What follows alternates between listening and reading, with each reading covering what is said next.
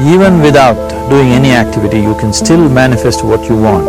If you organize these 4 dimensions in one direction and keep it unwavering in that direction for a certain period of time, now he believes Shiva will do it for him and it will happen. So is Shiva going to come and build your house? No, I want you to understand, God will not lift his little finger for you. What has not happened till now on this planet can happen tomorrow. Human beings are capable of making it happen tomorrow.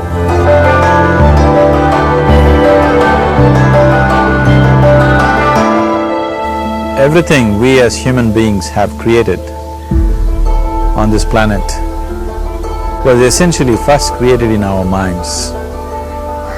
All that you see, which is human work on this planet, first found expression in the mind, then it got manifested in the outside world. The wonderful things that we have done on this planet and the horrible things that we have done on this planet, both have come from the human mind. So if we are concerned as to what we create in this world, it's extremely important that first of all we learn to create the right things in our mind. How we keep our minds? If we do not have the power to keep our minds the way we want it, what we create in the world is also going to be very accidental and haphazard. So learning to create our minds the way we want is the basis of creating the world the way we want. There is a wonderful story in the yogic law. On a certain day, a man took a walk. He went for a long walk. Accidentally, unawares, he walked into paradise. Fortunate, isn't he? He just took a walk and he landed up in paradise. After this long walk, he felt little tired. So he thought, oh, I'm tired, I wish I could rest somewhere. He looked around, there was a nice tree, underneath which there was very cushiony grass. So it was inviting. He went and put his head down there and slept. After a few hours he woke up, well rested, and he thought, oh, I'm well rested, but I'm feeling hungry, I wish I had something to eat. And he thought about all the nice things that he ever wanted to eat in his life. And instantly, all those things appeared in front of him. You need to understand, the service is like that. Hungry people don't ask questions. Food came and he ate. Stomach became full.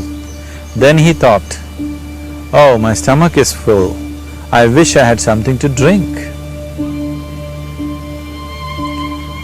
All the nice things that he ever wanted to drink, he thought about it and all of them just appeared in front of him. Drinking people also don't ask questions, so he drank. Now with a little bit of alcohol in him, you know Charles Darwin told you, all of you are monkeys, your tail fell away. Not me, Charles Darwin told you that you were all monkeys and your tail fell away and then you became human. Yes, definitely the tail fell away. But the monkey, in yoga, we always refer to an unestablished mind as markata, which means a monkey. Why we are referring to the mind as a monkey is, what are the qualities of a monkey? One thing about a monkey is, it's unnecessary movement. And another thing about the monkey is, if I say you're monkeying somebody, what does it mean? Imitation. Monkey and imitation have become synonymous. So these two essential qualities of a monkey are very much the qualities of an unestablished mind. Unnecessary movement, you don't have to learn it from the monkey, you can teach it to the monkey. And imitation is full-time job of the mind. So when these two qualities are on, a mind is referred to as a monkey. So this monkey became active within him. He just looked around, thought, what the hell is happening here? I asked for food, food came. I asked for drink, drink came. There must be ghosts around here. and ghosts came. Oh, the ghosts have come, they're going to surround me and torture me, he thought. Immediately the ghosts surrounded him and started torturing him. Then he started screaming in pain and said, oh, they're going to kill me, and he died. Just now he said he's a fortunate being. The problem is he was sitting under a kalpavriksha or a wishing tree. He asked for food, food came, he asked for drink, drink came, he asked for ghost, ghost came, he asked for torture, torture came, he asked for death, death happened. Now don't go looking for these kalpavrukshas in the forest. You can barely find a tree these days. A well-established mind, a mind which is in a state of samyukti, is referred to as a kalpavriksha. If you organize your mind to a certain level of organization, it in turn organizes the whole system. Your body, your emotion, your energies, everything gets organized in that direction.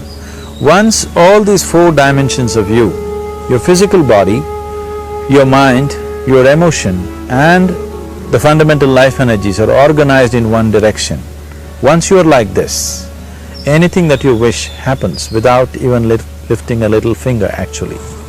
It would help to assist it with activity, but even without doing any activity, you can still manifest what you want if you organize these four dimensions in one direction and keep it unwavering in that direction for a certain period of time. Right now the problem with your mind is, every moment it is changing its direction. It is like you want to travel somewhere and every 2 steps if you keep changing your direction, the question of you reaching the destination is very remote unless it happens by chance. So, organizing our minds and in turn organizing the whole system and these 4 basic dimensions of who you are right now in one direction, if you do this, you are a kalpavruksha yourself. Anything that you wish will happen. But right now, if you look at your lives, everything that you have wished for till now, if it happens, you have finished. Everything and everybody that you have desired for, if all of that lands up in your house today, could you live with that? Once we're empowered like this, it's very important that our physical action, emotional action, mental action and energy actions are controlled and properly directed. If it is not so, we become destructive, self-destructive. Right now, that is our problem. The technology, which is supposed to make our life beautiful and easy, has become the source of all the problem that we are destroying the very basis of our life, which is the planet. So what should have been a boon, we are making a curse out of it.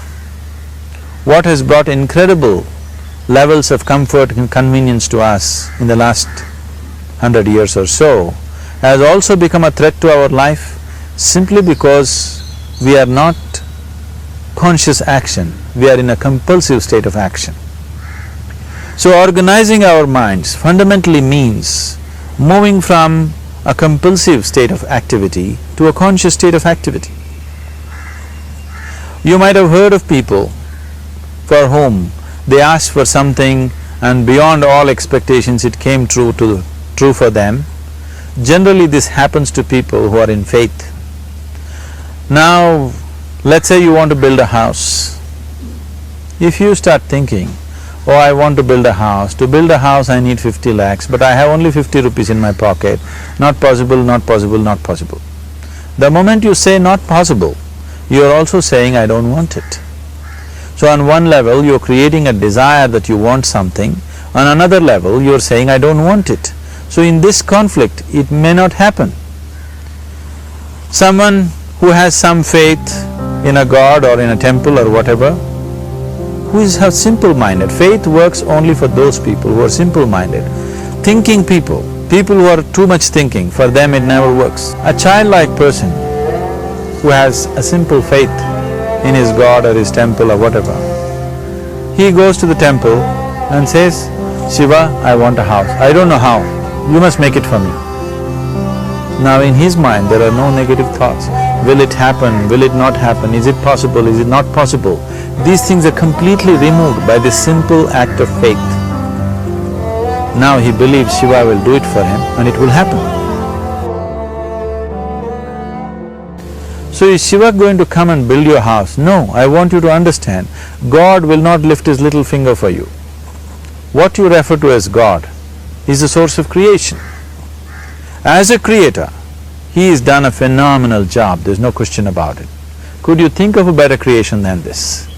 Is it in anybody's imagination to think anything better than what is there right now?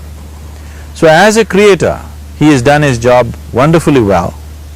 But if you want life to happen the way you want it, because right now, the very crux of your happiness and your well-being is this: if at all if you're unhappy, the only and only reason why you're unhappy is life is not happening the way you think it should happen. That's all it is. So if life is not happening the way you think it should happen, you're unhappy. If life happens the way you think it should happen, you are happy. It's as simple as that. So if life has to happen the way you think it should happen, first of all, how you think, with how much focus you think, how much stability is there in your thought, and how much reverberance is there in the thought process will determine whether your thought will become a reality or is it just an empty thought. Or how you do not create any impediments for your thought by creating negative thought process. This possible is something possible or not possible, is destroying humanity. What is possible and not possible is not your business, it's nature's business. Your business is just to strive for what you want. Right now you're sitting here, if I ask you two simple questions, I want you to just look at this and answer this. Right now from where you're sitting, can you just fly off? You say no. Right now from where you're sitting, can you get up and walk? You'll say yes. What is the basis of this? Why you say no to flying and yes to walking? Because past experience of life, many times you've gotten up and walked, never did you fly off. Or in other words, you're using the past experience of life as a basis for deciding whether something is possible or not possible. Or in other words, you have decided that what has not happened till now cannot happen in your life in future. This is a disgrace to humanity and the human spirit. What has not happened till now on this planet can happen tomorrow. Human beings are capable of making it happen tomorrow. So what is possible and what is not possible is not your business. That is nature's business. Nature will decide that. You just see what is it that you really want and strive for that. And if your thought is created in a powerful way, without any negativity, without any negative thoughts bringing down the intensity of the thought process, the first and foremost thing is you must be clear what is it that you really want. If you do not know what you want, the question of creating it doesn't arise. If you look at what you really want, what every human being wants is, he wants to live joyfully, he wants to live peacefully. In terms of its relationships, he wants it to be loving and affectionate.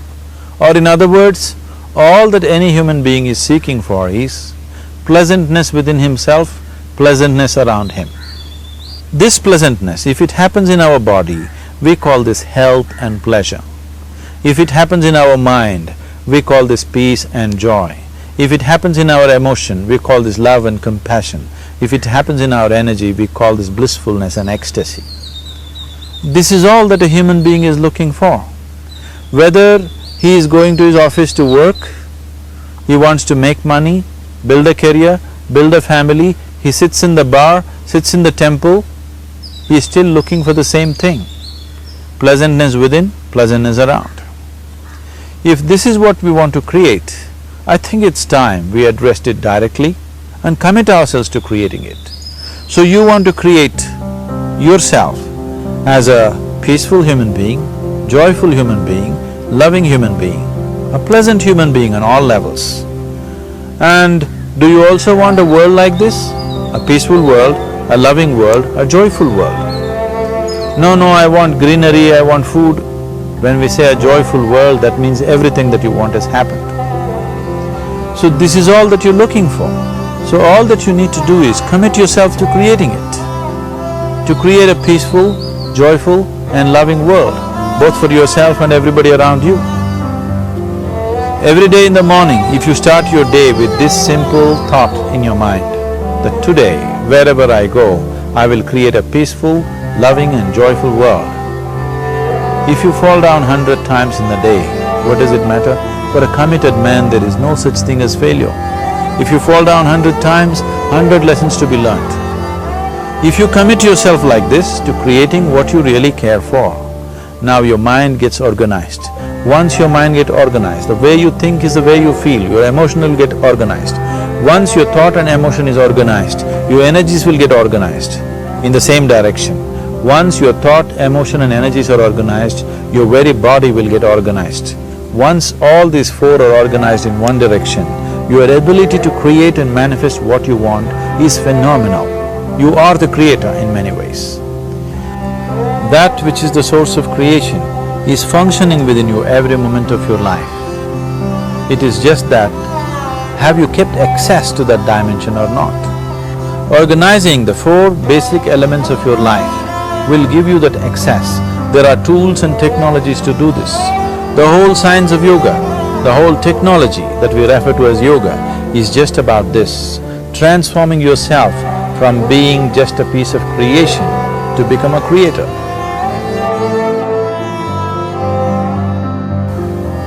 It is my wish and my blessing that every human being in this world should have this access to the source of creation within himself, so that he can function here as a creator, not just as a piece of creation.